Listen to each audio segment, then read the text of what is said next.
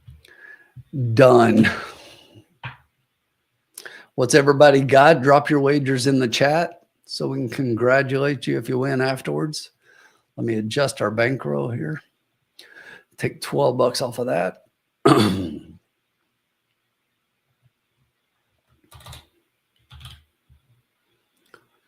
So we still got $59 left off our bankroll, but that's getting ready to grow when we hit this try. Colin thinks the 1 is sneaky for third. 11-1 Ruben Silvera. For Isidro Tamayo.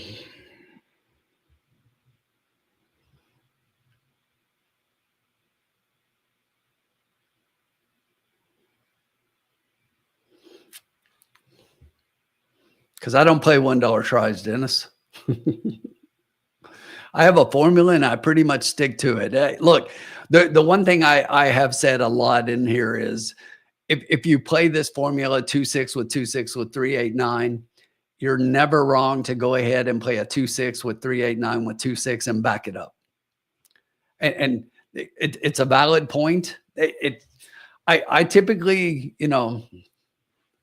you may say I lose a lot of wagers because I don't do that, but I also don't spend a lot of extra money sometimes when the wagers that I do bet hit. But I just feel like bet with conviction and bet the way bet the way you feel and bet it. You could be like, but what if, and what if this and that, and let's play the 3-8-9 on top and make sure we cover the 2-6 second and third as well. And I mean, we could play that game all day, but your point is valid. And I totally agree that that's a good way to play it. And I do that sometimes, Dennis, and I've recommended it multiple times in here that you could also do that same thing. So good point. I like it.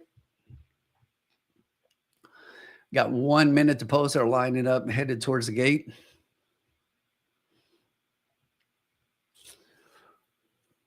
But I won't fault you if you do that.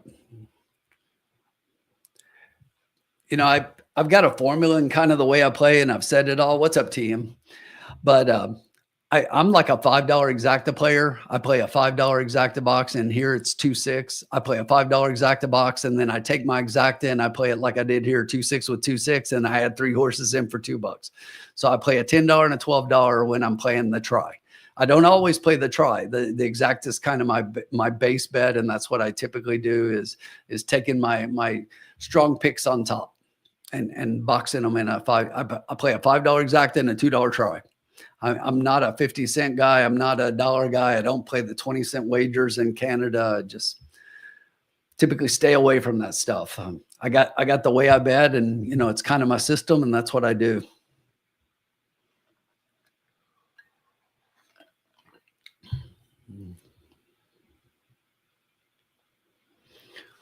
Something you taught me, trifecta rate going up this year. I appreciate that, Dennis. I really do. I give you a hard time because I love you. Dennis is a friend. We hang out at Churchill from time to time. I always give my best friends the hardest time. Colin, I guess that makes you one of my best friends. See, there you go. I made Dennis's formulas go up and Colin's go down because of me. And I just called you one of my best friends, Colin, damn it. All right, we're loading up, folks. Good luck to everybody.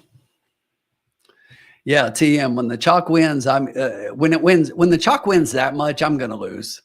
Because I can't just all night. Look, you take the top 2 or 3 for the night and the ones you really think can't lose, like I did in the last race when I lost. But it's like, I just can't eat chalk all night long.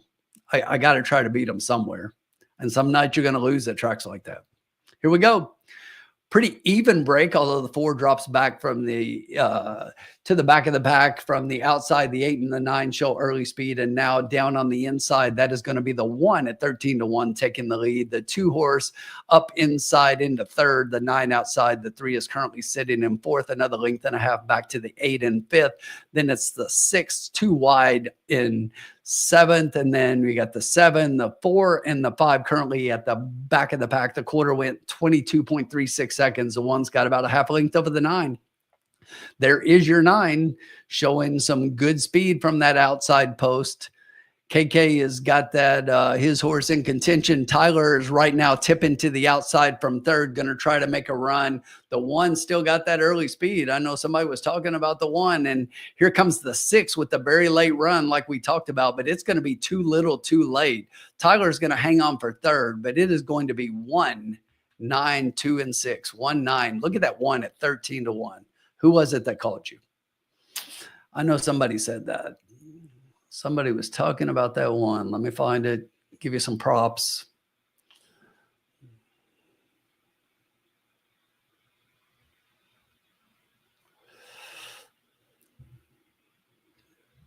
Man, who was it talking about the 1? Because I didn't like the 1 a whole lot, but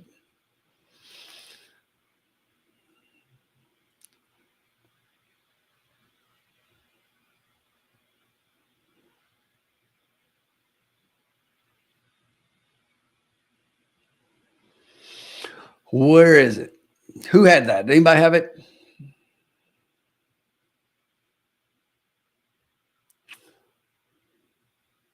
Maybe I'm crazy. I thought somebody was talking about the 1, but I don't see it in the chat. But how about that? 13 to 1. I didn't have it. Colin said it was him talking about the 1. Colin, I probably just scanned over your posts and didn't even read them, so that it might have been you.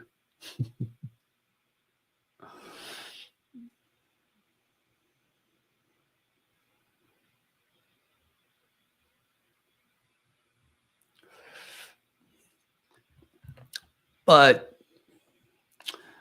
the 9 was legitimate from the outside. Tyler had that 2 right there. Never could get the 2 going enough. The 6, just like we thought, came flying late. Nowhere near close enough to compete. But did have late speed. I think the 6 is the one that's going to get the photo for 4th here. But congrats if you had the 1 at 13 to 1. But again, great place to play against that 7 to 5 chalk from the outside.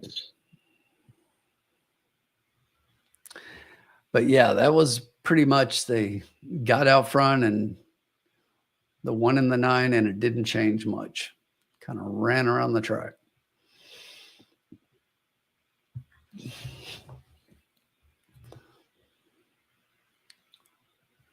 The best thing about that is that it's over and there are 3 more races.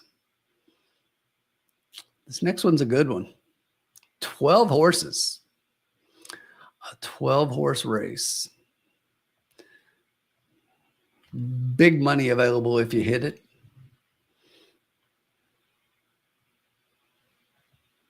Anybody win anything in that race? I got nothing.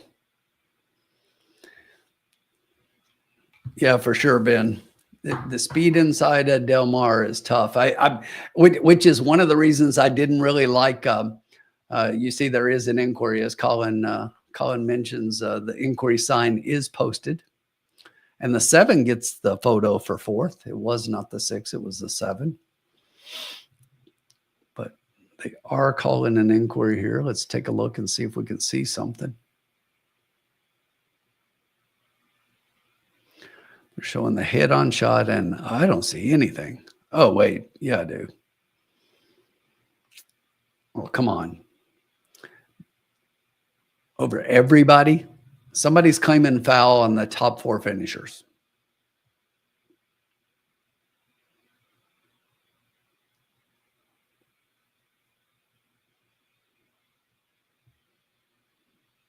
Mind blown.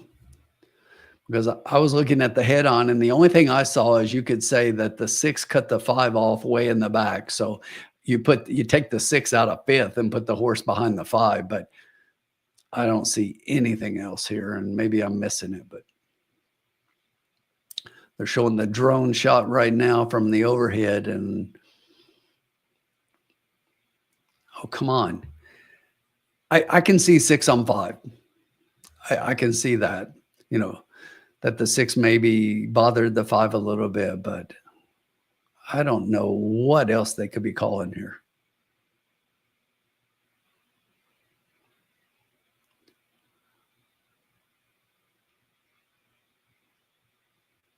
Nah.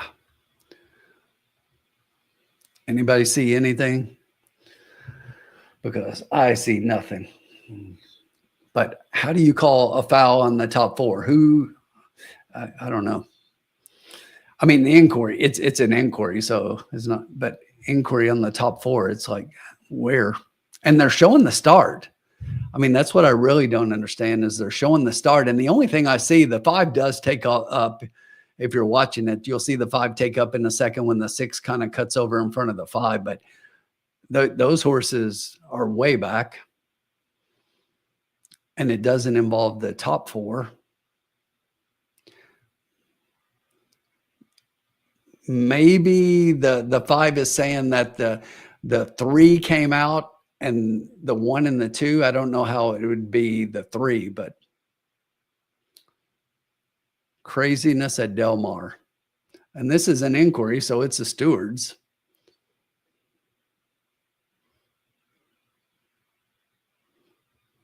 Let's see who the stewards bet here.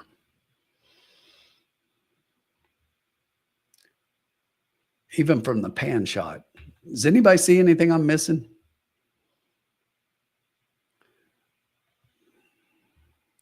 Yeah, Bobby, the 5 pulled up, and the only thing that I see is it looks like the 6 may have come over a little bit and calls that. And I could see saying that the 6 called that, even though I don't think it's a big deal. And the horses finished further back, but no change. That's what I thought. No change. That makes a whole lot more sense. All right, so let's not even worry about it.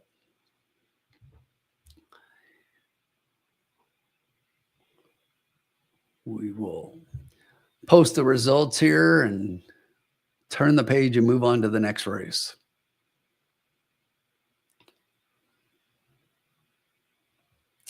That one didn't quite pan out. The 1 horse. Maybe if Formula was here, he would have bet the 1 horse. Are you talking about me? Are you talking about me? You talking about me? Are you talking about me? Won. I just got back. Looks like the 1 horse won. So that's definitely where I would have gone. Just kidding. Of course. Of course. Of course. Because I definitely didn't talk that. I talked up Case Hit, but I did not talk up the 1, did I? Ballivon Gig. No, I was looking back. I thought somebody said something about the 1, but I looked back in the chat and maybe that was a previous race that we were talking about that 1 a little bit because I don't see anything for this race. But yeah, it was the last one where we talked up the 1. Yeah, in a row. The 9 placed, he was right there from the outside and had a better showing than I thought he would. Tyler had the 2 right there in third, didn't have anything left for the stretch, but kind of a merry-go-round, and they just kind of ran around the track and nothing changed. Speed held. Turf sprint at Del Mar, speed held. Go figure. Go figure.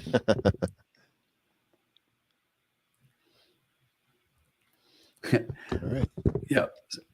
Mike, you're so right. The Saratoga stewards would have DQ'd the 3, 5, and 6. Yes. Handed out a couple of suspensions, a couple of extra whips. Yeah, they would have suspended Flavian Pratt despite the fact that he's not in this race. And they would have run the race at 6 furlongs instead of 5. Yes. We love Saratoga. Do we though? Yeah. I've been doing all right there, but today hurt. Today was one of those. It's so close it hurts. Well, they got a little rain at Saratoga. I think we've got a live shot.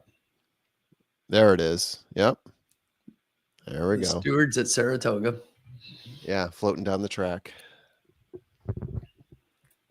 Do we have another race here? Sure we do. We got 3 more. 12 horses. Oh my. Yeah, that's what I just said. This is a good field. This is a good field. Major Tom. Ground control to Major Tom. Control to Major Tom, yeah. All right, so what are we talking about in this race? We're moving on to race 6. I think this will be my last race for tonight. I've heard that before. Seriously, this time. Yeah, No, it's okay. Glad to have you back. yeah, I got to keep you company. No. All right, so 6 furlongs claiming 62.50. The purse is 23K for 3-year-olds and upward. 3-year-olds, 120 pounds. Blah blah blah blah blah. Non-winners of 2 races since May 14th. Allowed 2 pounds a race since then. Allowed 4 pounds. Blah blah blah blah blah blah blah. All right, it's a lot of horses to read through here. Oh, what do my numbers say here? We're on race 6. Yeah, with the current method I've got going here. Oh, that's surprising. All right, yeah, so we're leaning heavily into jockey trainer sire combinations in this formula here. Hence, I'm going with, of all horses, the 10. Yeah, I don't know. That's what it says here, but I'm not sure I'm digging it. Let me dig into the 10 a little bit more here. The 10, Rogue Sun, came in 7th place last time at a mile. Previously was going 5.5 furlong, 6.5, and placed 4th, 7th, 3rd. Many of those times with Kazushi Komura, who rides him here. Yeah, I think it's leaning a little bit too hard into certain stats. Let's see. What was working for the last couple horses here? I mean, the one thing I'm going to say about the one in the last race, and I was going to, yeah, he had a really strong previous race, the one did. Sometimes that's enough.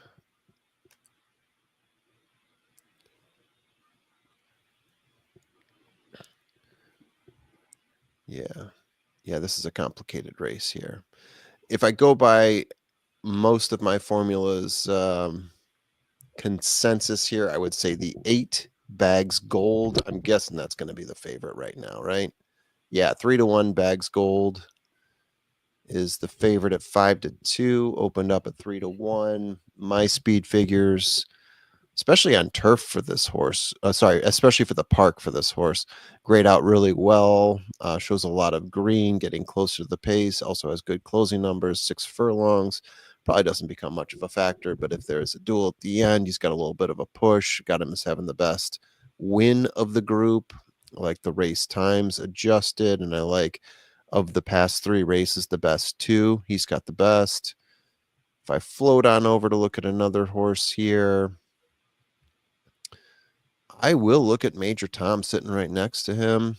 Also pretty solid formula speed figures, also a little bit of a close. If we look at, look at everything. I don't like how far he sits back, though. In a 6 furlong race, a lot of these horses sit a little bit further back than I would prefer. The 4 and the 5, I kind of like where they've been sitting, especially.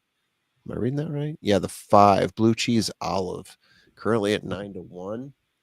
I like where he sits on the pace. 2 wins in 10 races, 5 times in the money in those 10 races. I like his purse winnings. Those are pretty solid. Has been a pace setter at times. Could be the pace setter here. Pace setter at times. I'm going to say the last race, not at times, just the last race. The one has a couple pace setting races, but they're sort of scattered. Also don't like the class for that horse. And then also the 4, I talked about the 4 Halo Uncle. My formula speed figures look pretty green for that horse. Got him as having the best last race, which I think sometimes comes into play. And I like the winnings at the distance for this horse. 13K at the distance. So second to him, 10K would be the 5 that I just talked up. Yeah, I'm starting to piece this one together a little bit.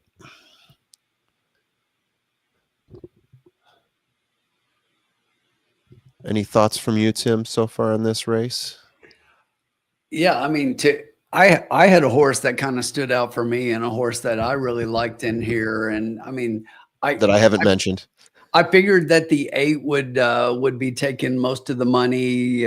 This horse, second off the layoff, coming in here is 2 for 5 at Del Mar, 2 wins and 5 starts. But really, at the distance, this horse, I think the horse wants to go a little shorter, and the best races have been shorter. So the horse I landed on top was the 4 Halo Uncle. Oh, I did mention that one. I like that one a lot. And you look at that last race, and I mean, we're sitting here and we're at a 6250 claimer, and most of these horses have been at that claiming level. And you do have a couple in here who have raced the allowance class, and this is one of them. That last race allowance at here at Del Mar, 6250 allowance, and got a decent win and a decent field at 6 furlongs. And you know, that speed figure in that race is last time out speed figure, last race buyer speed figure is the best in the race. The 8 is actually tops by a little bit. But again, I don't think that the 8 wants this distance. That speed figure was at 5.5, and the 4's last race speed figure was at the current distance. And I like the fact that it was at the distance. So I definitely think that this is one that could move forward. This horse in 3 races at Del Mar has 2 wins and a second. Yeah. And five in the exacta in 7 races at the distance, 3 wins and 2 seconds. So I just think that this horse is a solid factor in this race. The big field, just like we talked about with that trifecta payout earlier when we were trying to guess, it's like big field should spread the money a little bit. The 8 is taking a lot of money for a 10 horse race, and 12 horse race, excuse me. The 8's taking a lot of money being 6 to 5. I don't like that at all. The 4 is currently sitting at 5 to 1. Sounds a lot more attractive to me. Yeah. But I do like the 4 quite a bit. The 8 was my second pick. And then if I gave you my third pick, I'm going towards the outside and the number 11. Yeah. I was going to ask you about that one. This is another one that kind of raced at that same level. It was in that race with Halo Uncle, the number 4, that last race, finished third, only beaten a length in that race. So was doing pretty well, was a little further back and closed up pretty well in that race. And I think has a chance to do that again here. So definitely one I would factor in with the others. And before he was claimed, this was a very pace forward horse. The last 2 races, not so much, but before that, and I'm wondering if he's going to return to that because he had more success being pace forward. Although the last race, he was only 1 length off the win, so I shouldn't negate that.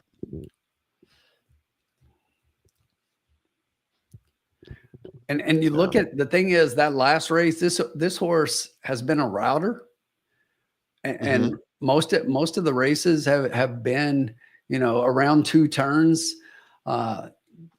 Went that 6 furlongs in the last race and was closing up pretty good. Now comes back in a sprint. Yeah. All right, Tim, I'll let you take it the rest of the way. I'm going to bounce out of here again. I'll see you soon. No worries. Thanks. All right. Bye. What's everybody else think? So right now, my picks in here, my top 3 were 4, 8, and 11. 4, 8, and 11. If I was to add one more to that, I like the 2 before the scratch. So the scratch definitely impacted that, but I'm going to give you something crazy after that. And I'm going to go to the inside. How many times have we seen the 1 come in at a little bit of a price? And this one, it's hard to read, with some of these races and the way that they got all those fractions unavailable and everything for Sunray Park. But this horse has been right there. And at the distance has in 6 races has 2 seconds and a third. So 50% of the time this horse has been in the trifecta. I don't think it's a win candidate at all here, but something interesting for underneath at a big price. Dennis is saying in this race bet, drop your money in a slot machine instead of betting on this one.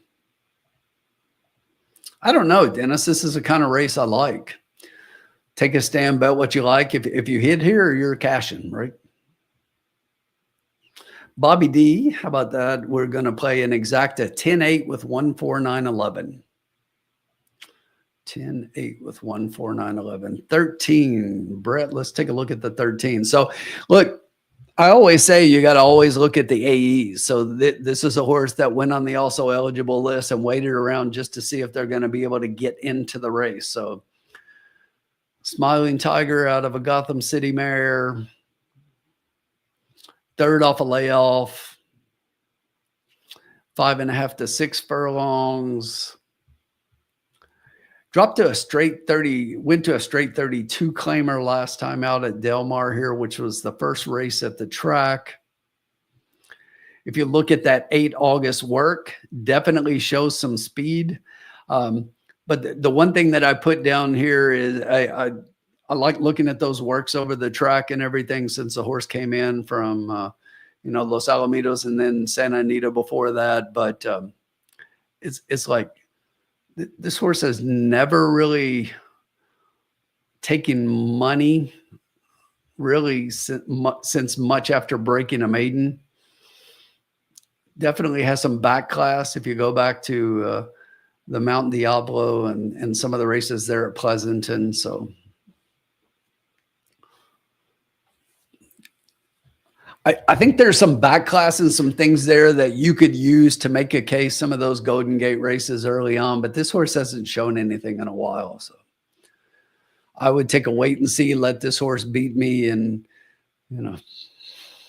put it in the stable for next time. But it would be a pass for me, but I wouldn't fault you for taking the horse. I could see things that would make me put this horse in especially in my vertical exotics, especially underneath.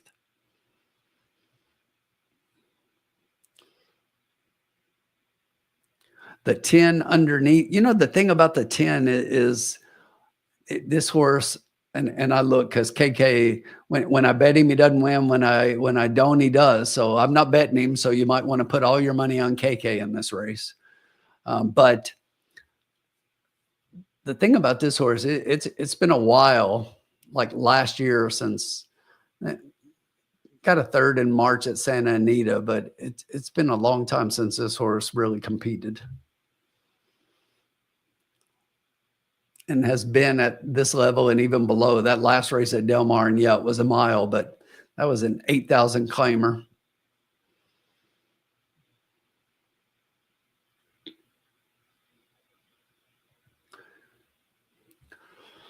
Craig Lewis stable hasn't done horribly. I mean, the win rate's kind of low, but has 4 out of 13 in the money.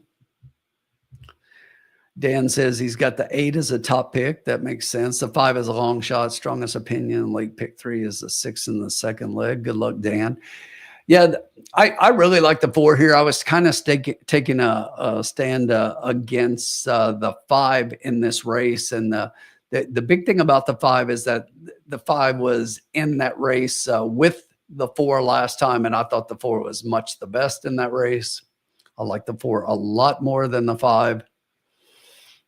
The 5 just looks like, and you can go back to the Los Alamitos, 1,000-yard sprints. This horse wants to show lots of speed up front. And I just think, especially in this kind of field, is not going to be around late. So we got 4 minutes. We got to figure out what we're doing.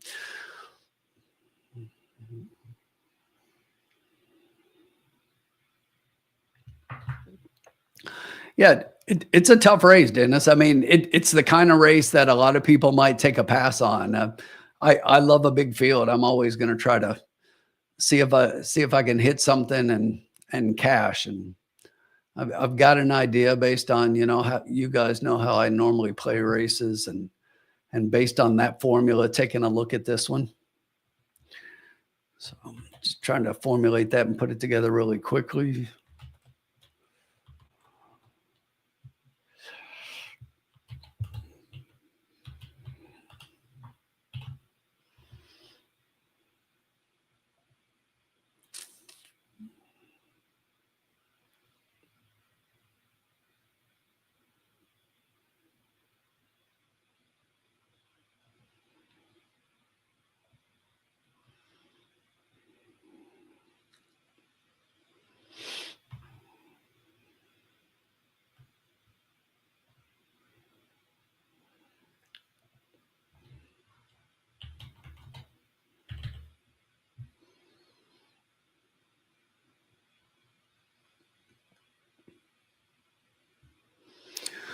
3 minutes.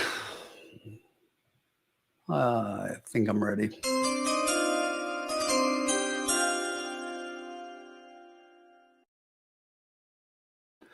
All right, here's what I'm going to do. I'm going to play a trifecta, $2 trifecta bet the same way that I did a couple races ago. I'm going to play the 4-8 with the 4-8 with the 1-5-11. 4-8 with 4-8 with 1-5-11.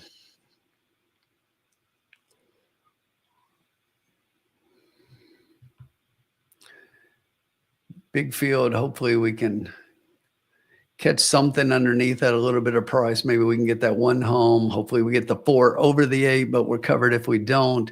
The 8-4 is your lowest in the $2 exacta pool, currently paying $18, but that's 9-1. We'll take a little bit better than that in the trifecta. The 4-8, if we get the 4 on top, the 4 is actually with the 4 on top is actually paying about 12-1. Bob had 8-1-9 in his top picks. We didn't even talk about the 9. Let me take a quick look here. Major Tom.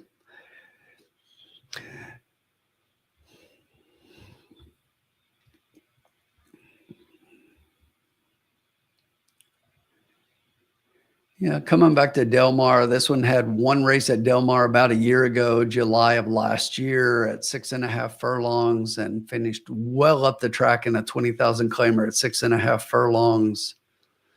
Form as of late hasn't been great.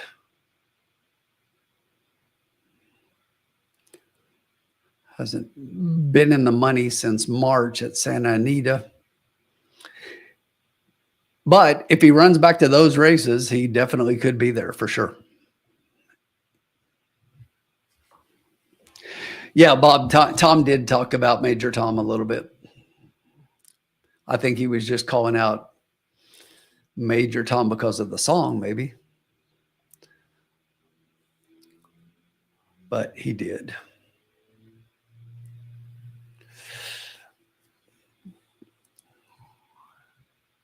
But yeah, don't let me tell you not to play something. You play, you know what I say. You play your bets. Don't let anybody ever talk you off your bets. I don't care who it is. Even those talking heads on TV, you look at those guys and it's like, how often are they wrong? That would be a lot. That would be a lot. So you play your stuff. Don't let anybody tell you different. We're loading up. David's going to play 11 with 2-6. 2's out. Oh, double. I'm sorry. Double. Got you. I kind of like that 11, and the 11's taking some late money here. It's dropped down to 5-2. I had the 11 underneath, but I think the 11 makes a little bit of sense. It's definitely getting some money that you might call money, Dennis, for sure.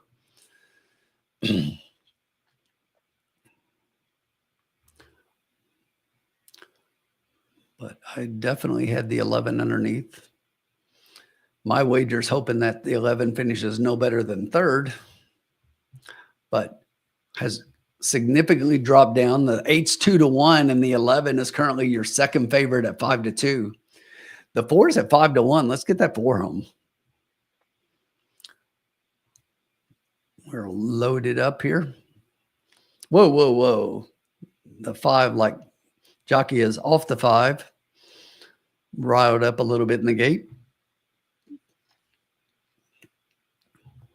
And we're off. Pretty even start from the middle. That is going to be your 8 horse showing a little speed from the outside. The 12 in second, down inside. There's your 5 horse currently in third. Up on the outside, the 13 down inside that one. You got the 4 on the rail currently moving into fourth. The 7's inside that one. There's your 11 horse sitting in 7th position. Back behind that, you got 3-10, the 9 behind that one. 1 and the 6 is currently at the back of the pack. The quarter was in 22-4. The 8 horse has about a half length lead over the 12, currently sitting in second. Moving up on the outside, that is the 13 horse. The 7 is currently in fourth.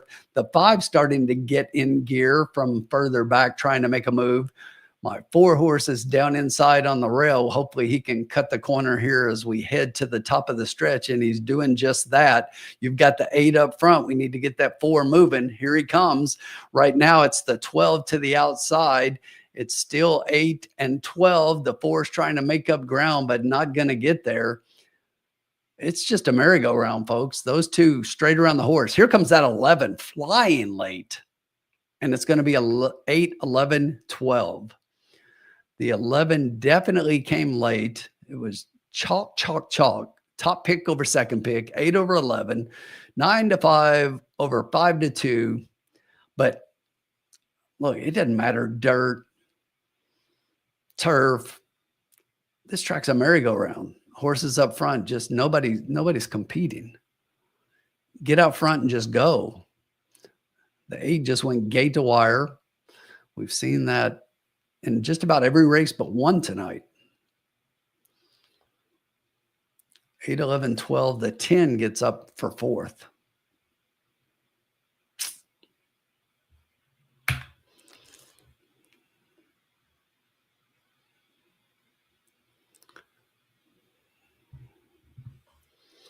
Craziness. And the 8, 11 ends up being your lowest exacta. Go figure. Go figure. You mean the calls at Del Mar had the exacta? I'm shocked. Utterly shocked. Makes it tough to play this game, folks. Really making me question a lot lately. It's getting harder and harder to compete.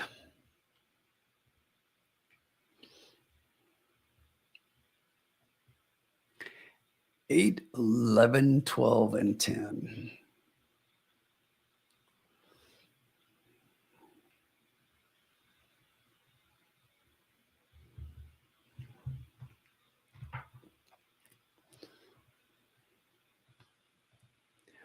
Yeah, look,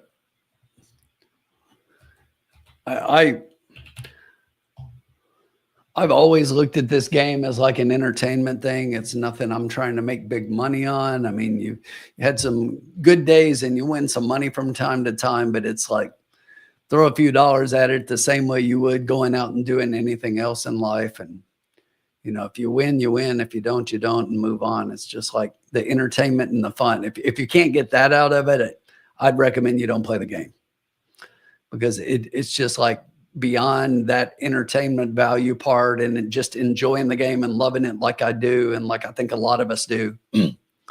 It's so hard to hit anything and really make money anymore because the calls have just sucked the life out of this game. You used to be able to hit something crazy from time to time and really make some good money. And even in the ones that you hit on a regular basis, the payouts have just, they've disappeared. Because the computing wagering teams, they just pump so much money into the pools, and you know, knowing that even on the wagers that they don't win with, and they've got multiple wagers and they win some and they lose some, but then they take a major part of the pool because there's such a big portion of the pool that they take a major part of the pool, and then they turn around and even on their losing dollars, they get a portion of that back in rebates. So it's tough. Those big syndicates, it's tough to compete with them. So that's why I say, if you're not doing this for fun and love of the game, I don't know. It's hard for me to think I would ever just walk away from the game, but I will say this, that my wagering and my money in the game has gone way down. Way down this year from last year and way down last year from the previous.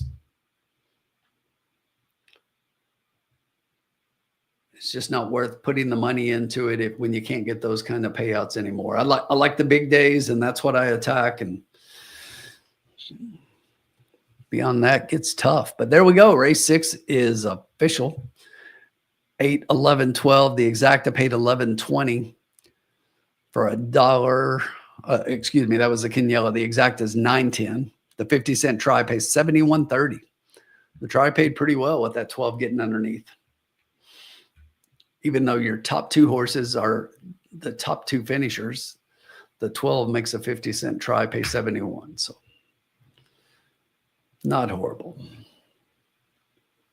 Yeah, Bob, that's me too. It's like, and you know, I come in here and we in the lounge, you guys know, most of you are in here every week, and it's like the format, we place a wager every race, but I don't do that with my own money when I'm wagering other tracks and other things outside the lounge. It's just like you just can't do that for sure.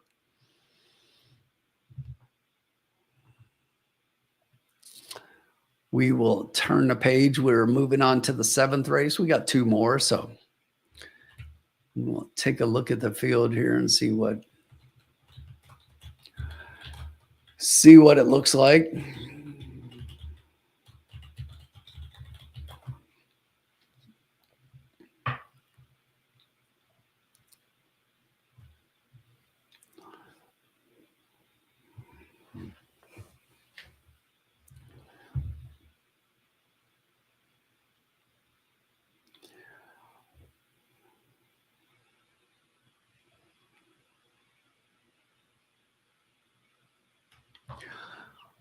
Let's see.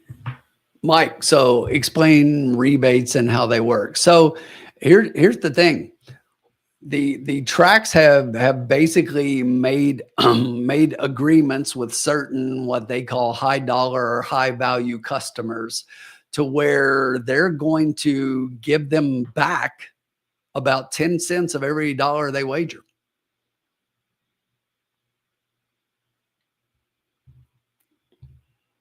A lot of times it's not just wagering, it's only on losses. They're not going to give you a win and turn around and give you a rebate on a win. But for every race, that's why I say they have a big part of the win pools, the pools they win, not just the win pool, but any pool they win, they have a huge percentage of that. And then for every dollar they bet, they're betting $1 and they're getting back 10% of that. So really they're betting 90 cents to get $1 worth of wagering. So where do you think the extra 10 cents worth of wagering comes from in those pools? Because the track is still going to take their takeout. So where does that come from? That would be you and me. It comes out of our pocket. So the track can say that they're taking a, you know, this pool has a takeout percentage of X%, but really that percentage is not the same across the board. So for them to take out that percentage of the money from the entire pool, really, after they give the rebates to the calls and give the high dollar customers back part of their money, they're still going to take their money out. So to pay the wagers out, we're effectively paying a higher takeout rate. It's just crazy. Something has to be done. I think something has to be done legally. And that may sound weird to a lot of people, but you got to remember that we actually have a congressional committee on gaming, right? If you look at how wagering used to be illegal, right? A lot of wagering was illegal. Simulcasting didn't exist in the past, and now things have changed, but the game has changed, and ADWs. Look, I think ADWs and simulcasting and being able to wager all the tracks and play what you want on any given day, I think all that's a great thing. But at some point, we got to level the playing field a little bit more, because the little guy like you and me, you know, the wagers that we're making, we're just, even when we win, we're not winning what we should win, because the percentages that are paying the calls. All right, we'll move on. I'll stop my soapbox. Sorry for getting going on that. 2 races left. Race number 7. Let's take a quick look at the conditions. We're on the turf, 1 3/8. We're almost going 1.5 miles here. Fillies and mares, 3-year-olds and up, which have never won 20,000 other than maiden, claiming, or starter, or which haven't won 2 races or claiming price for $50,000. Yeah, TM, that's what I say. If you don't like the game for something and get some entertainment value at it, you better go somewhere else. If you're in this for the money, you are in the wrong line of work. And you know, when you look at the best handicappers, they will tell you that there aren't a lot of people that actually win money for doing this game. And you can have some big days and some big payouts. I mean, I get that part, and that's the fun of it. But that's also the exact point, is that a lot of those things have disappeared. A lot of those things have disappeared because of it. But I love the game. I love doing it because of the fun of it. So let's take a look here at this 1 3/8 race on the turf. We have a total field of 8 horses in this race. Your current favorite, not happy about that. We'll talk about it in a second, but that's the 2 Defiance, 6-5 off a 6-1, 6-5 off a 6-1 morning line. Little crazy. Let's run through the field real quick. Number 1 is Ruby Cantu. Ruby Cantu is currently sitting on the board at 36-1 off a 20-1 morning line. Paula Capestro trained. Carmona gets the mount here. So Seraphine Carmona is up on this one. 4-year-old filly. This one ran a mile last out in the mud at Lone Star. Comes in here to Del Mar. Has not had a race at Del Mar. Does have 5 of 8 lifetime races on the turf. All of the in the money races are on the turf. So if you look at those 5, this horse has 4 out of 5 in the money with 2 wins. So something to take a look at as we continue on here. The 2 is Defiance. This horse is currently sitting as your favorite at 7-5 off a 6-1 morning line. Richard Mandela train. Mirko De Muro gets the ride on this one. This one had 4 lifetime starts at Santa Anita, comes into Del Mar back in July, was 11th of 11 early on in that race, came with a pretty good rush, was 10 lengths back early on in the race, finished up beaten only 2 to Hannah Buckle in that race and Quick Brown Fox. So definitely closed up. That was at a mile. Should like the stretch out to 1 3/8. Has not run the distance. Longest race was 1 1/8, 2 back. That was KK up. Buyer speed figures in the last 3, 80, 80, 80. Horse seems to run the same race every time out. Is that going to be good enough here? We'll see. The 3 is Eternal Rain. This horse is currently sitting at 3-1 off a 5-2 morning line. Juan Hernandez up for Phil D'Amato. This horse has basically run mile races every time out. This is going to be the first shot at the distance. Had some races overseas. Guess what? Every one of them was also a mile before coming to North America. So this horse has never run anything other than a mile. Started out at Santa Anita, broke a maiden with Flavian Pratt up, came back for a second and optional claimer. Actually ran a grade 3 2 back, finished 6 of 11 that day at 13-1. Last race ran another 80 buyer speed figure. There's that number again. Did put a head in front at the top of the lane as your even money favorite, basically, in that race, and ended up being 3rd, beaten by 1.5. The 4 is I'm a Joker. This horse is currently 9-1 off a 6-1 morning line. Hector Barrios gets the ride for Doug O'Neill. Been off since June, so coming off a little bit of a layoff. Has done this as of late. If you look, this horse ran in January, was off, came back, finished 2nd. In April, was off, came back in June, finished 5th, beaten 7 3/4, and now off for another couple of months, coming back. So the races here, if you look at the class of those races, allowance races, now we're optional claiming level. This horse has definitely been racing against a little bit better. Looks like should be a little bit lower odds here than the current 10-1 off that 6-1 morning line, but definitely one to consider here, I think, as on the stretch out to 1 3/8. Does have a race over the distance that was at Del Mar last November in a grade 3 stakes race. Finished 5th of 7 that day, but that was against horses like Mrs. Astor. That was much better than anything in this field for sure, the grade 3. Number 5, No Other Like You. This one 24-1 off a 12-1 morning line. Tyler Bays for Jay Sweezy. Does have one race over the surface last time out, shipping in from Gulfstream. Those races at Gulfstream were pretty good, showed a lot of early speed, fading late in mile races, now stretching out. I'm not sure this horse wants a distance. Number 6, the best is yet to be.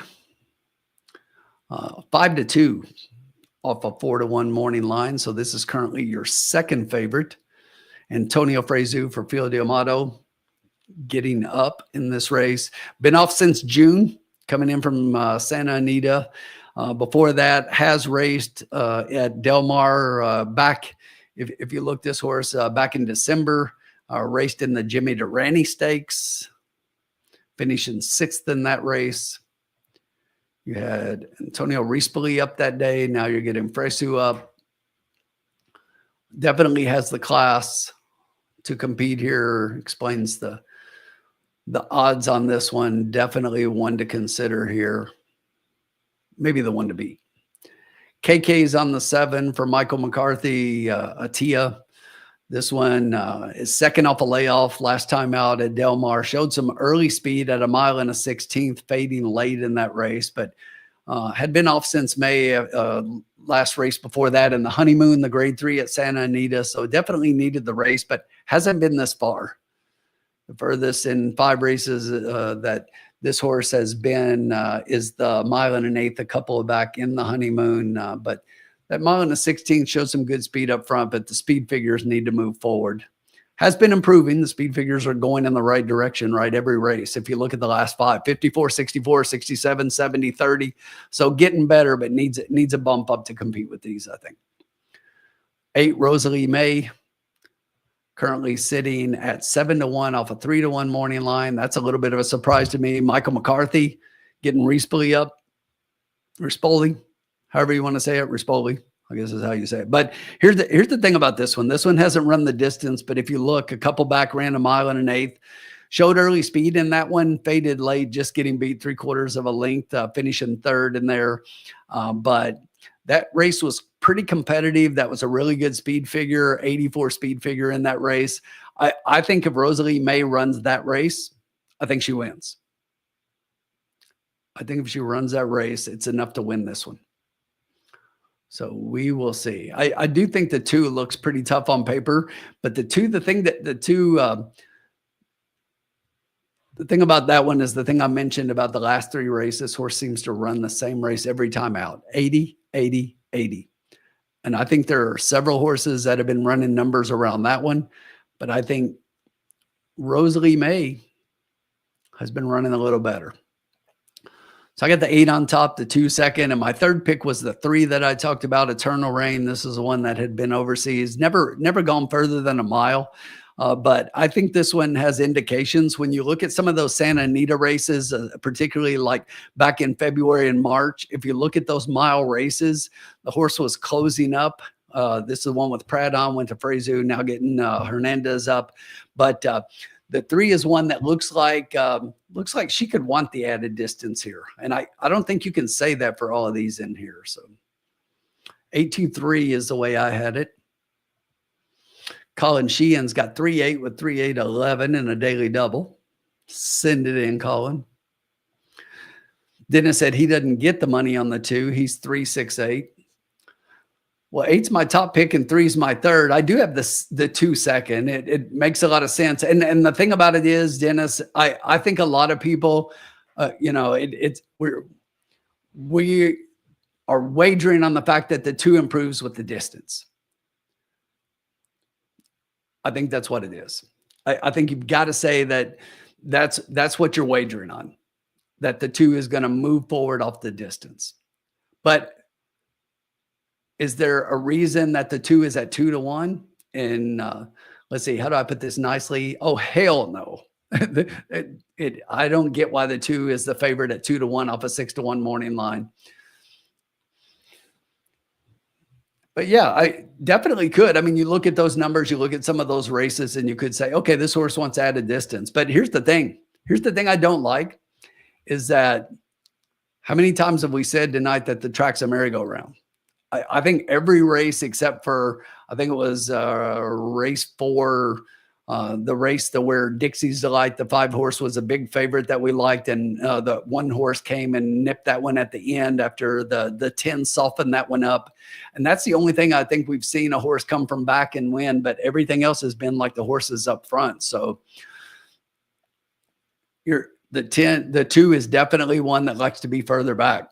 Last time was 11th of 11, like 10 lengths back early on in that race. And the difference is I think the 8's going to be up front, and the speed figures tell me the 8's just going to go up front and run away and win the race. What do you guys think? Am I crazy? I mean, we know that's true, but what do you think about the 8 women? Anybody agree, disagree? Bobby D likes the 8 a little bit, going with the 8-3 over the 4-7-2. Curtis is 3 and 8 with 8-2-4-6 with those horses again. The 3 was my third pick. I'm 8-2-3, so I'm right there with you, Curtis. That makes a lot of sense to me. I like that.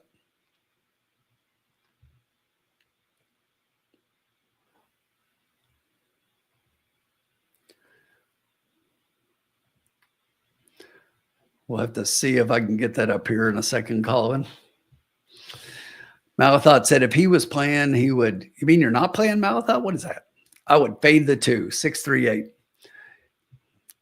I don't disagree with that at all, especially at the price. 3 each way for Carolina Moon. Good luck, Carolina. I think the 3 makes some sense. You can make a valid case for the 3 that this horse has been underneath. But the thing about the 3 is, just like I said with the 2 horse, it's that exact same number. And you look at several of these horses, and look, let me run through this real quick. Best buyer speed figure for the 2 is an 80. And the last 3 races have been like 80, 80, 80. The best buyer speed figure for the 3 is an 80. 3 of the last 4 races, 80, 80, 80. I mean, it's just like, and there's somebody else in here. Let me look towards the bottom here. It was a 6 was right there. It got a 79, moving forward, gone 77, 79. So right around that 80 mark as well. But the 6 is definitely another one that I think you can make a case for. And the 6 would be my 4th pick. And if I was kicking the 2, the 6 is who I would bet. And I would have 3, 6, and 8, which is what TM was talking about here with the 6. I think the 6, you can definitely make a case for the 6. This horse has been closing up on the mile and a mile and an eighth. And you can look at that and say this horse wants added distance. And I would agree with that. And you could also say that the speed figures are moving forward. That's definitely something I always look at. And it's like each of the last 4 races, speed figures have improved. So I like that a lot. Definitely moving forward and can improve again. And it wouldn't take a big move forward to go from that 79 to beat the rest of this field. Now, the 8 has the best lifetime buyer speed figure in the field. The 8 has raced an 84. That was only 2 races back, and it was at a mile and an eighth. So when this horse went the longest that she's gone, she didn't win that race, but she was on the front end until the very end and just lost by less than a length. But I think she's competitive.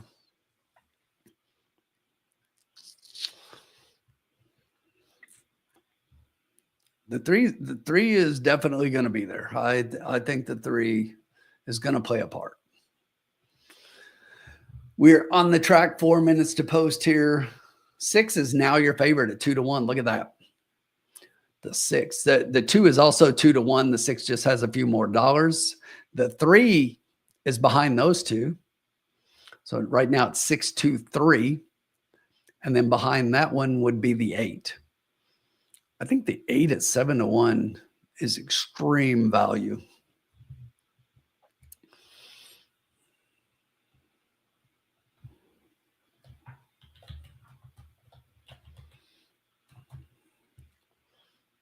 I'm going to do something like you guys have never seen me do.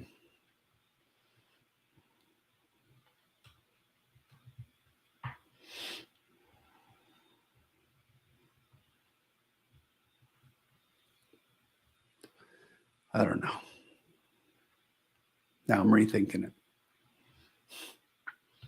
Think long, you think wrong. Let's just punch it in.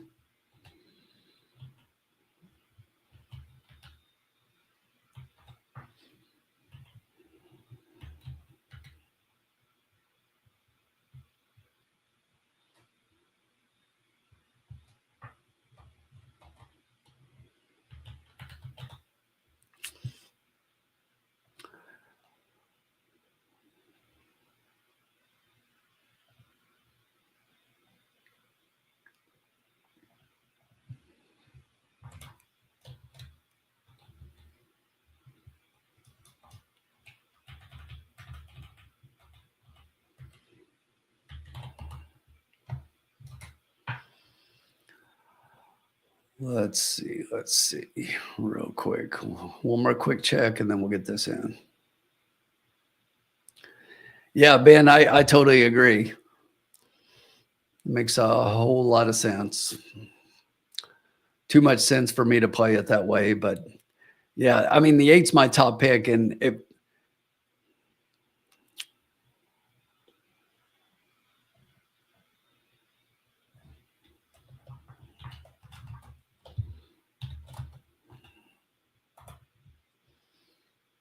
here we go.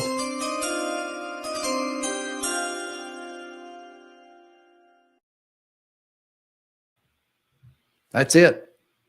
Sexy, isn't it? $5 win place on the 8. Look, my top pick is a 3-1 morning line, and it's currently sitting at 8-1. No matter how much I talked over through all of those horses and kept talking about the horses, I kept coming back to the 8, and I love the 8. Why not?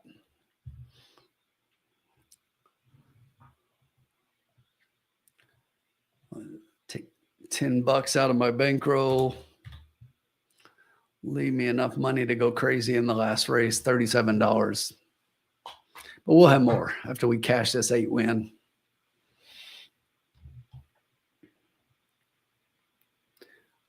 I'll tell you, if I was playing a trifecta, and this is where I was thinking, I honestly would just box. And I know I love the 8. Typically, I personally a lot of times would key, but if you're looking and really trying to I think 3, 6, 8 is what I would box if I was boxing 3 horses. Your 2 is 2-1, and I think the 2 is a horse that I would fade out of the trifecta if I was playing a tri. Usually the beginning.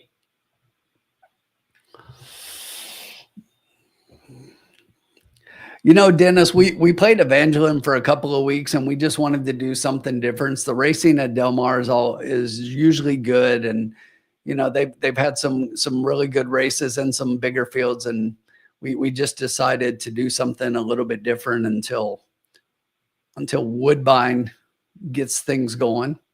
Which, wishing the best to our man Sean, who should be in Woodbine right now, and we are off. So from the inside, the 1 gets a good break, as does from the outside. That is going to be the 5, who is going to take the lead. Sitting just outside that one, a half length off, is the 7. The 1 on the rail is going to be third, 2 behind the top pair.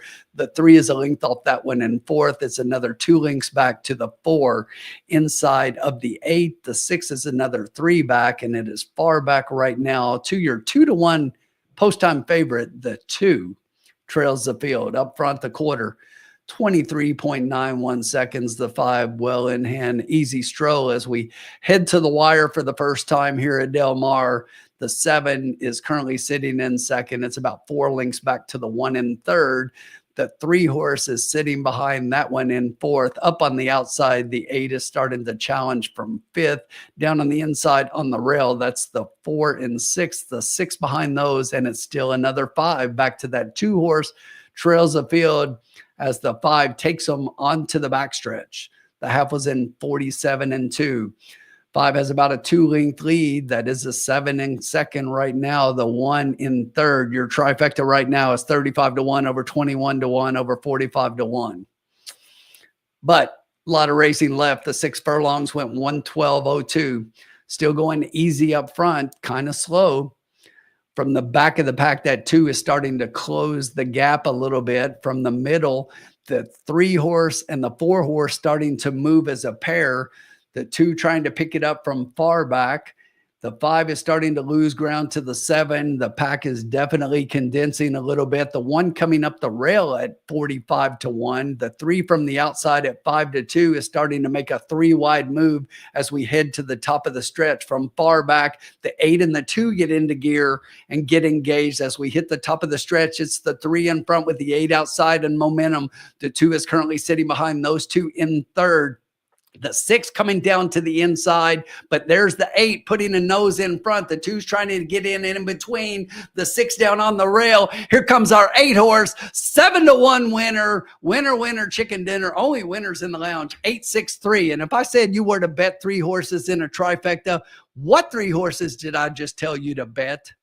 Hello, 368. Now I'm regretting not putting that try bet in and just betting to win. But you know what? A winner's a winner. We'll take it. We'll take it. And the 2 finishes in 4th. 7-1 winner. Look, I am never going to complain. I don't care what I said about the trifecta. I'm never going to complain about going 5 to win in place on a 7-1 winner. Hello. Rosalie May. Did anybody hit the try? Somebody tell me that you listen to me and bet the try.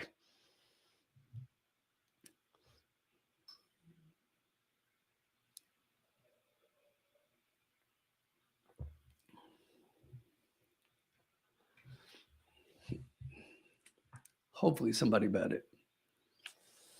Thank you, Gatekeeper. I appreciate that.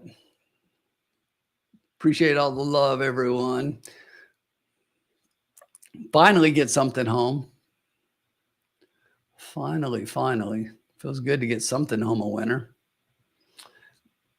Mal, I thought, look at that. Fade the 2, 6, 3, 8. It was the 8 on top. But if you box them, you got a winner. Dennis Trusty also said he's on the 3, 6, 8 trifecta, exacta and trifecta. Colin got the daily double going with the 8. 7-1 Colin double into the 3, 8, 11. Let's go.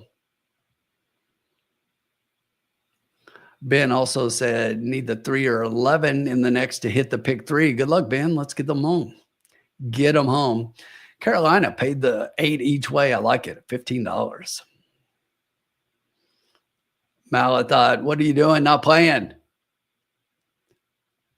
I mean, we were lockstep right there. Stevie G, win, place, and try. Way to go. Way to go, my friend. Get it home. And that's good. That's going to pay okay because your 2 was your 2-1 favorite. And the 7-1, the longest shot of all of them, finished on top. I don't think it's going to be a bad payout at all. 8 horse race.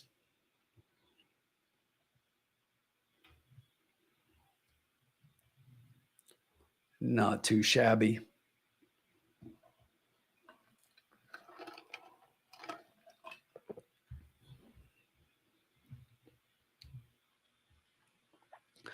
Rosalie May, the best is yet to be. The 6 horse was second. Eternal Rain, the 3 was in third. Defiance finishes 4th. And if you look at those horses once again, when I was talking about speed figures, and look, speed figures in every race, but when you're doing the comparison here, I just thought the 8 stood out. The 6 was the one that we thought was improving and could be the 80. The 2 was the 80. The 3 was the 80. It was just like those horses behind it. Like for once, it kind of looked like on the track the way we thought it looked like on paper. We'll take it. All that call talk and Tim ain't quitting. I didn't say I was quitting. I just said I'm discouraged. It still sucks. But yeah, it'll take a lot to drive me away. It's in my blood. I grew up at Keeneland.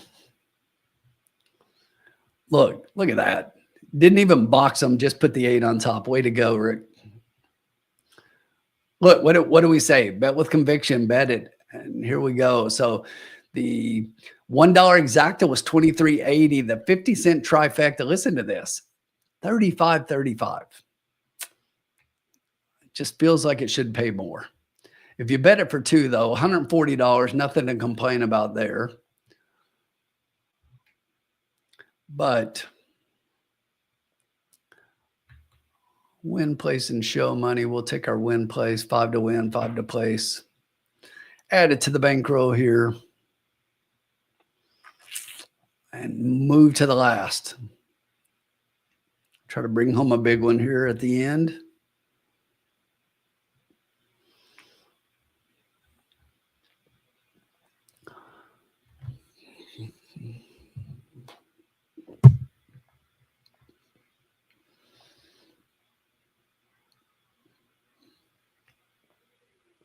So we had $16.60 to win and $5.80 to place. And we had that for $5 each. So that'll give us $56 back. Yeah, Rick, so did I. It should have paid more, but don't ask me why it paid so low.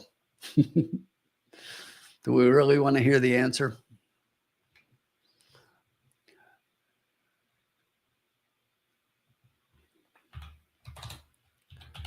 All right, here we go. The bankroll is updated. There it is on the bottom. We started with $100. We're 7 in going to the last race, and we're at 93. So we're only 7 down after 7 of 8. Let's bring it back and go home winners.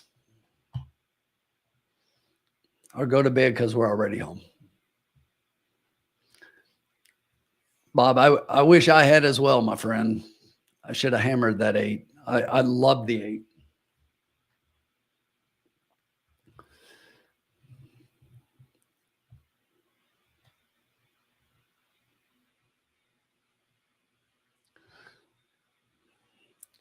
I got to take a look at this link Colin sent me real quick.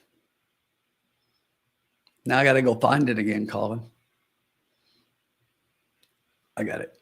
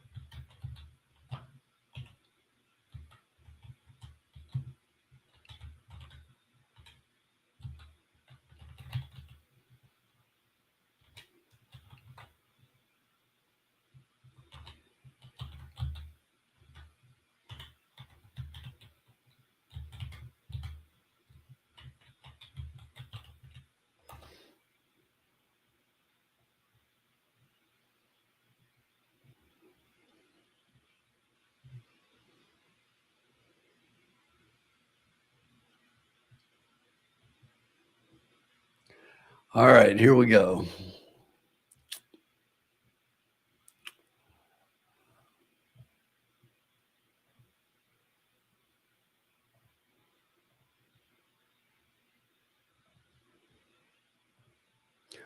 There it is.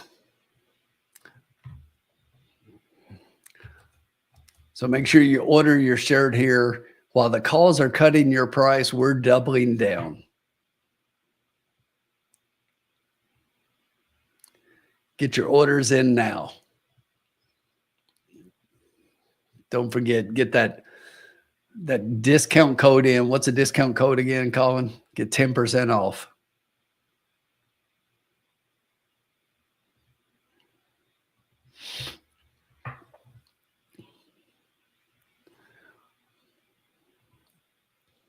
I'm ordering mine tonight, Colin. Oh, goodness. All right, 1 to go. Race number 8. Let's take a look at the conditions and run through the field again here. Talk it through and see if we can find another winner. We are 19 minutes to post. Race 8. A maiden $20,000 race for maidens 3-year-olds and up on the dirt at 1 1/16 miles. 3-year-olds get 120 pounds. Older horses, 125. The 1 is a scratch. Other than that, we have a 10 horse field. The 2 through the 11 are in. We don't have any of our Jennies in the chat tonight, do we?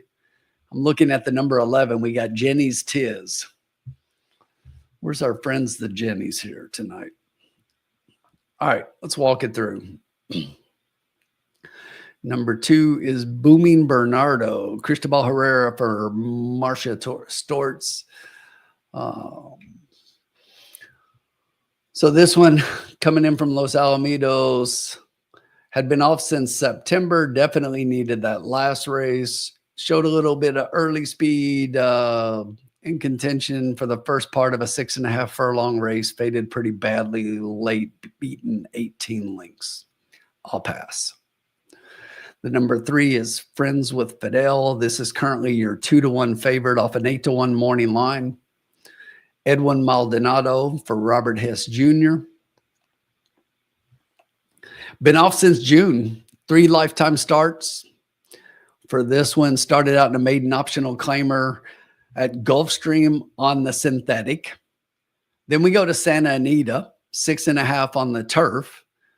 Then we're off from June 24 to June 25. We take a year off and we come back at a maiden optional claimer again, 6 furlongs, this time on the dirt. So we got 3 races and 3 different surfaces before today. So we're coming back on the dirt, but we're routing for the first time. That's a whole lot of money that a horse has taken that's been off for a couple of months here after being off for a year. Showed a little bit, I guess you could say, in that last race at 6 furlongs. Pretty flat, though. Second throughout, was never going to catch 32 chunk, but better than everybody else. Pretty solidly into second place, but let's take a look at the rest of the field. The 4 here is Surrender. Doug O'Neill trained horse. This one, second off a layoff. Last time at Del Mar went 6 furlongs. Now we're stretching out. This horse has run 2 races at the distance, 1 on the turf, 1 on the synthetic. Now we're going on the dirt. Let's give anything a try and see if we got a horse here. But we haven't seen anything so far, and that'll be a pass for me. Regarding Harry, Giovanni Franco, Stacy Campo, currently sitting at long odds, 23-1 off a 20-1 morning line. Turf Paradise, off from April to August, came back here at Del Mar, a mile on the turf. Now we're going on the dirt. Another one saying, let's see if we can find something our horse can do. Pass. 6 is Nassau Circle, 13-1 off an 8-1 morning line. Getting KK up for Gary Mandela. I think there might be something interesting here. This horse started out maiden special weight on Del Mar last year. Did try the turf for a couple of races, but came back on the dirt. That race at Santa Anita back in March was pretty good. Showed a lot of early speed, faded late. Then went on the shelf for a couple of months, came back at a maiden special weight at Santa Anita, didn't do much there. Then goes to Los Alamitos and mile race, dropped down in class. And now here we are dropping way down again. At some point, this horse is probably going to find some friends. The races, there have been indications there of something that could compete, something to keep in mind as we move forward here. Goodbye, Dow. Jose Bautista. Getting Armando Ayuso up, currently sitting at 4-1 off a 7-2 morning line. This one is 3rd time off a layoff. Look at last year, maiden special weights really came out of the gate. This horse has taken some money early on, raced at Emerald Downs, was actually in Muckleshoot Derby. Well thought of at some point, at least. Then goes on the shelf from August to May at Santa Anita, comes back, drops down to the maiden climbing ranks, 50,000 on the turf. Then they try the mile on the dirt. Did kind of come to life in the last race a little bit. Now they're trying blinkers. So this is one that worked on 27 July at Del Mar. That's a pretty decent work, 48-2. Second off the layoff should move forward, or third off the layoff, excuse me, should move forward here a little bit. And second straight time on the surface. I think this is one with a real shot in here. Goodbye Dow. Tapit Dynasty, the number 8 horse, 5-1 off a 4-1 morning line. Ruben Silvera for Paul Aguirre. This is a horse with 7 lifetime starts, has 5 of those on the turf. So you look at this one, and the first race was at 5.5 on the dirt, then rattles off 5 straight turf races, only manages 1/3, which is the 1-2 back at 1 1/8. Those were all with Tim Yachtine as a trainer. Now moves barns, changes barn to Paul Aguirre. Works here. Look at the works. 3 August, 102-2, 61 of 65. Comes back on the 9th a week later, 103-3, 60 of 64. Not a lot to like there from a speed perspective, but that last number says something to consider here as we continue to look at the rest of them. Supreme Coast, Mike Poupe, getting Diego Herrera up 7-1 off an 8-1 morning line. Been off since May, coming off a layoff. Last races were on the turf, 6 of 13 on the turf. Does have 7 races on the dirt, has a 2 2/3, has 2 races at the distance, and has finished in the money both times. So something to think about. This horse at 1.16 does have a little bit of experience here. So I think it's one to keep in mind coming off the layoff, looking at the works. Okay. Trainer is about 17% coming off this kind of a layoff. Now moving to the far outside, the horses I think might be the ones to consider the most in here, or at least 2 of the ones to consider the most in here. Look at the 10 horse here, Toppers at Seaside. This is Robert Hess getting Rispoli up. 3rd off a layoff. 2nd straight time at Del Mar. 4th overall, does have a 3rd in 3 starts. Last time showed pretty decent speed up front at a mile. Faded late to a couple of these that are in this race. Stretching out.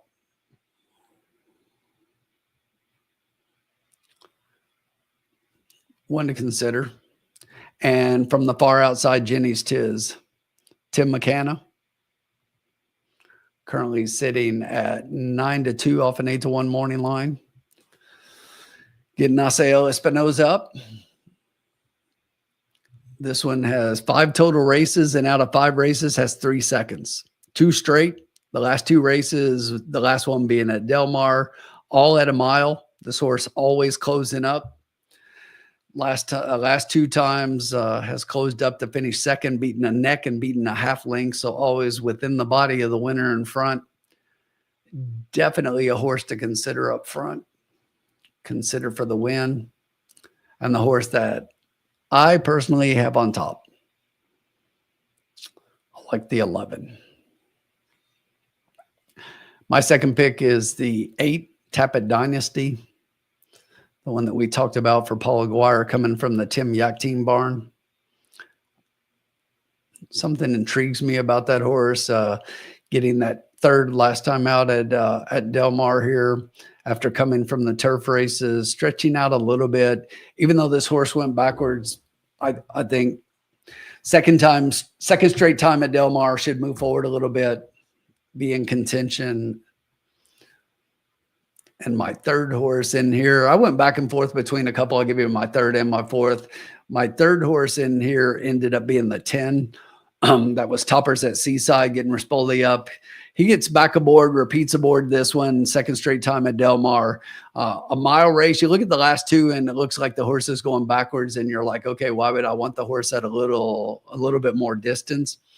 I think this horse is going to be speed up front. I don't think the horse is a win candidate. I think the horse still backs up a little bit at the end.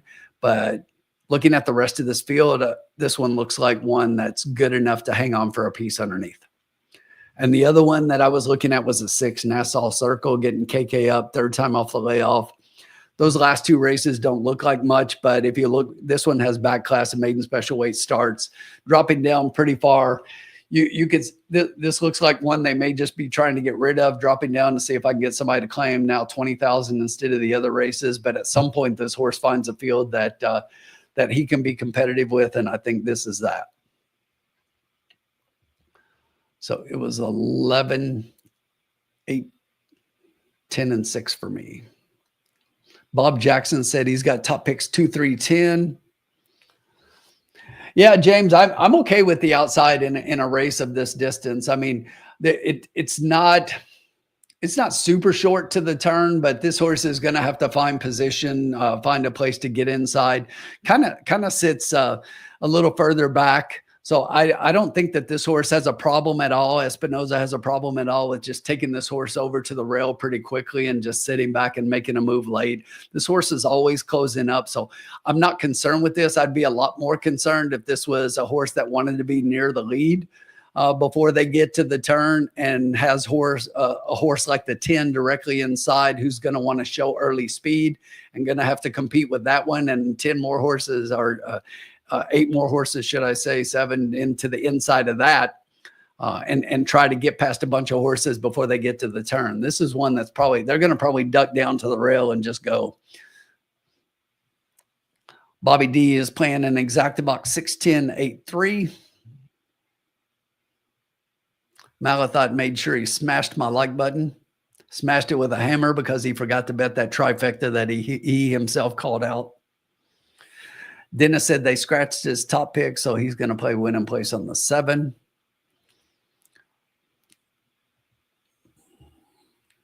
The 7's one I thought was interesting. I went back and forth on this horse. It's one that definitely closed up a little bit. There were a lot of low numbers when I started looking at like jockey, trainer, blinkers move numbers. There's a lot of like 0% moves in there.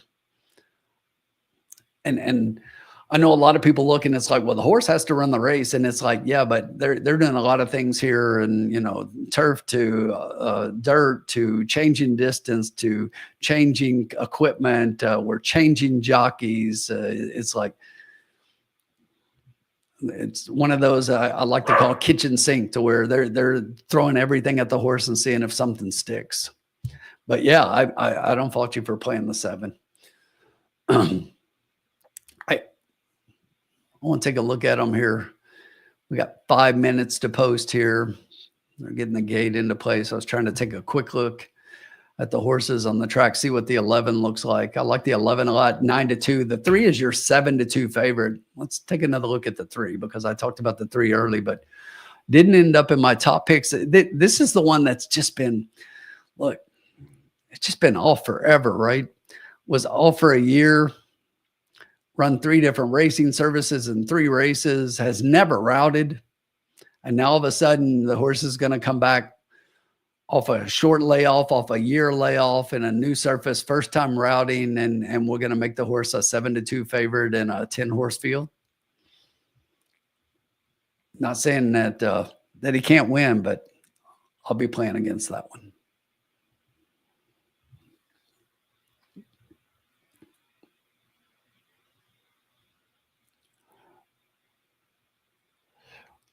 Money back for second or third. Let's find a horse to bet here, Mike. Second or third money back special.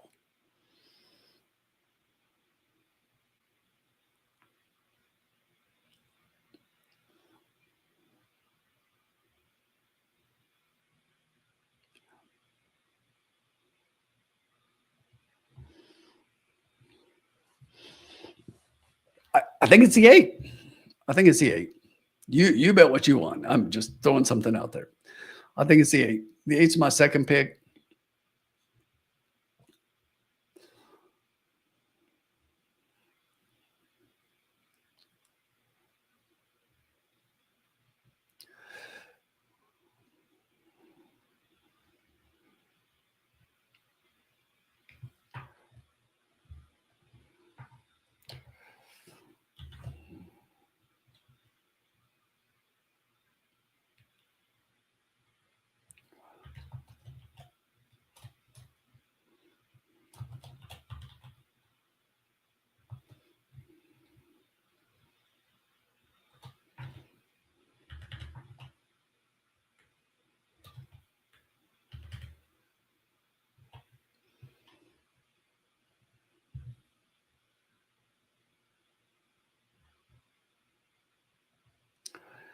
All right, what's everybody got? I'm trying to formulate mine and figure things out real quick here.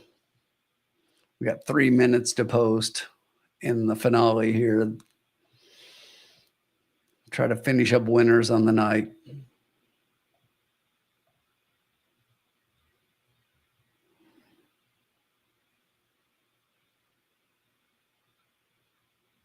And the 7 is now your 7-2 favorite.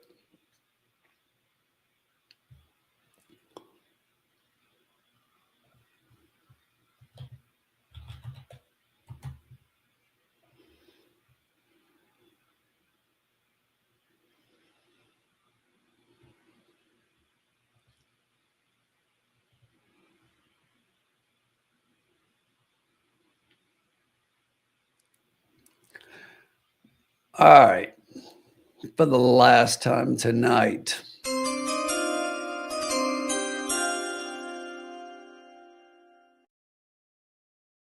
$164 people watching us here in the Cocktail Lounge on another Thursday night. Make sure you hit that like button. We are trying to turn a profit. We're just a few dollars down, but we're going to take a big swing here in the last. We don't want to just make a small bet and just end up losing just a few dollars and say, well, we barely lost. We're going to take a big swing, try to take a big win home. And I'm just sticking with my top 2 picks, but I think this race is so competitive that I think just about anybody can finish underneath in third. So that's what I'm going to play. I'm going to take my top pick 2. I'm going to play an 8-11 with an 8-11 with an all. And you can eliminate horses you don't think have a chance underneath. I'm just going to play all $32. You can start throwing some out, but that's a $32 play. You could take horses like the 4 and the 5, maybe, and maybe even the 2, and you could throw those 3 out, and it drops it down to a $20 play if you want to do that. I'm going to take a big swing for a bunch of horses here with what we got left for the bankroll and just see if we can hit something here. But I'm playing my top 2 picks. That's what I'm doing. I'm sticking to the 2 I like best on top and hoping I can get something underneath. Get a big price home. Finish strong going into the weekend. What do you got? Bobby D going to play win on the 5. Good luck, Bobby.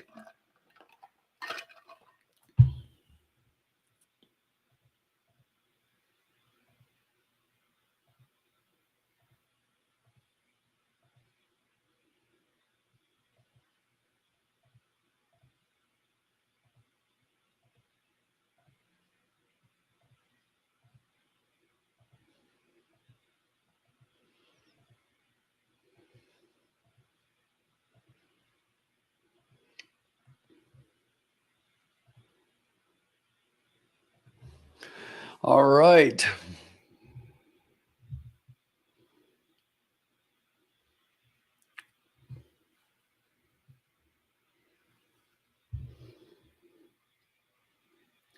I don't think the post is terrible for a horse that wants to close in 1 mile and a 16th. He's not looking to get anywhere but straight to the rail, Malathot. But we shall see. If you're looking at last race speed figure, second best in the field.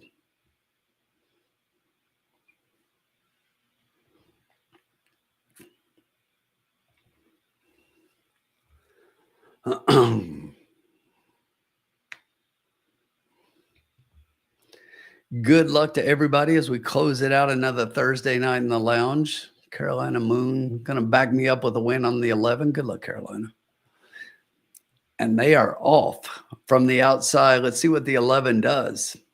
Not going straight to the rail, kind of moving outside a little bit, but in contention from the back. And the 3 is going to take them to the first turn. The 10 is going to sit outside in second.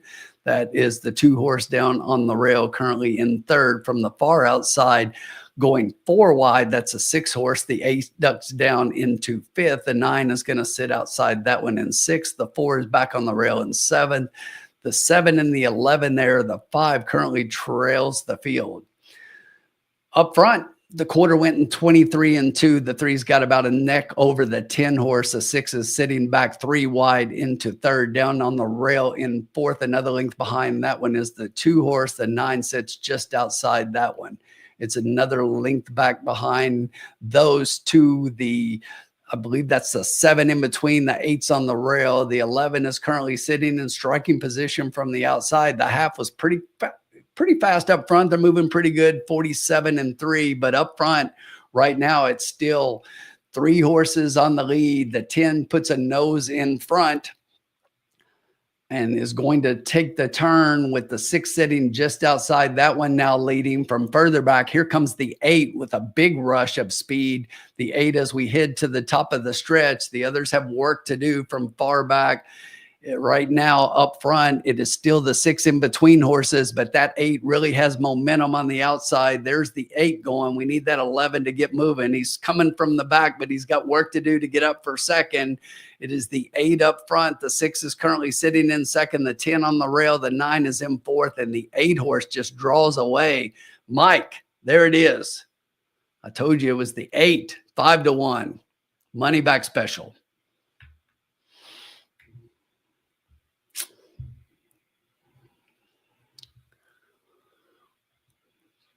You did better than me, Mike. My 11 did not come. Didn't run anything. Colin got that double home. Way to go, Colin. And nice prices on both ends. Way to go. $270 double. Way to go, my friend. $60 to win on the 8. Way to go, Mike.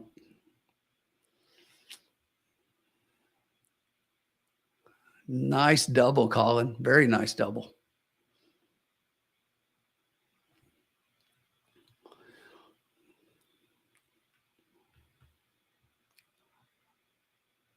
And I still have to ask, 8, 6, 10, 9, the 11 did get up for 5th. Never really got into gear and got moving the way the horse had showed in the last couple of races. But I still have to ask, somebody tell me why that 3 took so much money. I just don't get it. Why did that 3 take so much money? Way to go, Bobby. Bobby hit that one as well.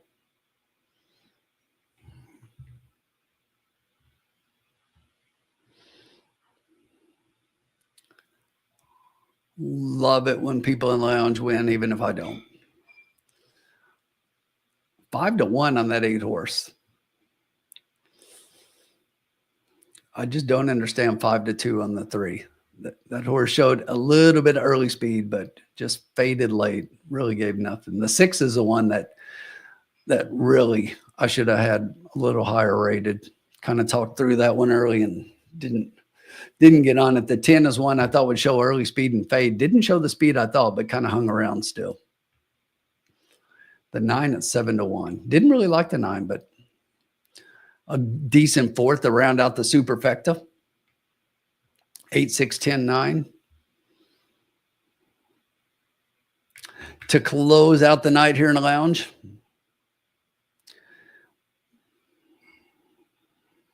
Way to go, Stevie G. $10 win. Love that. Bob put money on the 3 too. That's okay. I put money on the 11. That horse is still running. No, not time for Evangeline. No. Time to close it out for the night. It's been a long week for me. School's back in session. I'm back to work.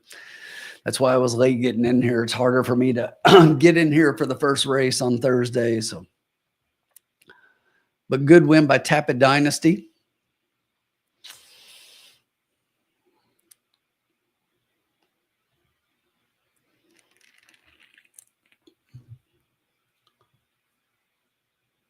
Little feisty in the winner circle.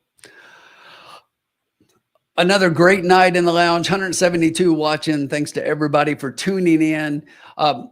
Mike, we'll start Woodbine as soon as they move their Thursday cards and they move them back. And that's supposed to happen here in a couple weeks. So a couple more weeks, I believe it is, and then we will move our wagering to Woodbine. The great thing about Woodbine is, just like with Assiniboia, Woodbine lets us show the races, so you won't have to listen to my horrible race calls and trying to tell you where the horses are and just picture it in your mind. You'll get to see it on screen because Woodbine, our friends up at Woodbine, allow us to show the races on the stream. So we will be able to do that. It's part of why we like being up there.